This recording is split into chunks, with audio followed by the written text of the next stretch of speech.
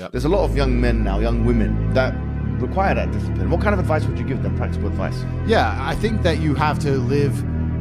There's a lot of practical advice I can give. Yeah. In terms of the religious sense, I would say you need to live like God is always watching. You may have the opportunity to do something bad, or you may have the opportunity to steal some money or snake somebody, but in the end, you're going to pay for that, and the bill will be paid.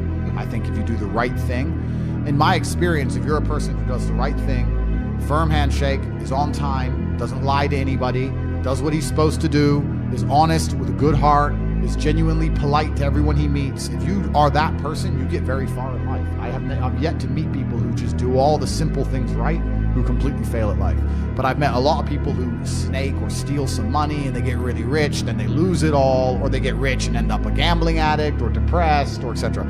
If you want a good society, so then you have to argue and sit and say, do these people want a happy, functioning society, or do they want something else? I have to live the exact same life regardless of how I feel. So for me, happiness is not a good indicator on how life should be lived. You shouldn't wake up and say, how happy am I today? How does that affect how I act? That's not how I operate. I wake up and say, what must be done? What will allow me to be proud of myself? What will allow me to achieve? And those things will be done regardless of how I feel. And that's how the most successful people on earth all operate. The most successful people on earth don't only do things because they feel happy about doing them. The whole world doesn't give a fuck if men are happy or not. Nobody cares about men being happy. We talk about women being happy. We want children to be happy. If you look at a full-grown man on Christmas morning, he's smiling because his wife is smiling. He's smiling because his children are smiling. Nobody even buys him anything. What do they buy the dad? Socks? Nobody cares about men being happy. So why do you as a man care about you being happy? That's how you're going to fall into these traps. I'm a very content person. I live a fantastic life. I'm not miserable or depressed. I'm not sad ever. But I don't wake up and go, I want to be happy today. No, sir. I wake up and say, okay, things must be done. And those things will be completed regardless of how I feel. Regardless of how I feel. You can lock me in a dungeon for an unknown amount of time in Romania, and I will still complete as many push-ups as I can possibly do. In the dark by myself. What else am I going to do? Sit there and be sad? Happy or sad? The push-ups must be done.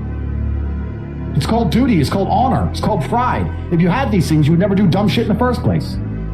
So you have to just understand that God is always watching. He's going to reward you in the end. That's the first thing. And the second thing I will say is that you are the sum of the 5 people you spend the most time with, and you need to create your reality. I think the biggest problem with young people today is that they don't create their realities heavily enough. The people that they want to spend most time with aren't adding any value to their lives, and then they end up wondering why they don't get it. I stand in the mirror with a pure heart. I know I am the best version of me that could possibly ever exist. I know that God is proud of me. There's nothing that God hates more than sloth and laziness. If God were to create a man and that man were to sit around and do fuck all, God will frown upon you. It's why you're never lucky. If you're listening to this and you think I'm never lucky, I'll tell you why, because God dislikes you because you're fucking lazy. Start to work. Start to show God the beauty of his own creations. You'd be amazed how lucky you'll become. Wow. God is unhappy with these people. And inside their hearts, they're unhappy. We talk about depression, anxiety, all those things you mentioned really earlier on this podcast. That comes from self-loathing. You loathe your own weakness. You loathe your own laziness. This is what all of these things are. It's so easy to win if you can control your own mind. It seems that nobody fucking can. If you cannot control your own mind, then you are just a feather in the wind of life, because your own mind is the only thing you can control. You can't control the weather. Right. You can't control other people. You can't even control whether your heart stops beating. You might have a heart attack tomorrow. You can't control anything besides what you think. If you cannot control your own mind, then you go through life with zero control, zero influence. You can't control anything. You're just a feather in the wind, waiting for life to blow you from happy place to sad place to happy place to sad place, completely hoping on the gods to be fortunate to you, because if any genuine discomfort comes your way, you're fucked.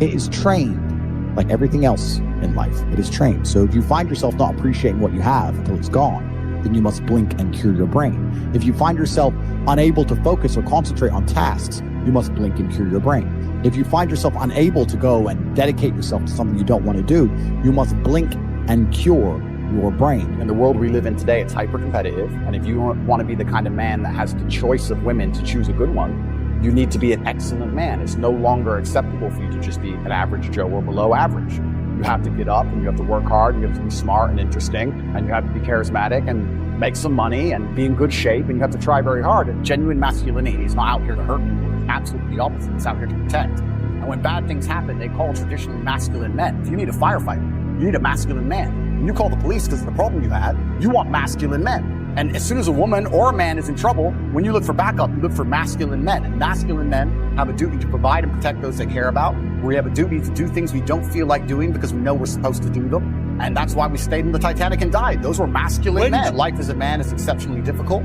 I say the most beautiful and the most terrifying thing about being a man is you're born without value. Society doesn't care about you. You're only going to be cared about based on how useful you are. You have the chance to build yourself up and become a superhero if you're prepared to do the hard work and be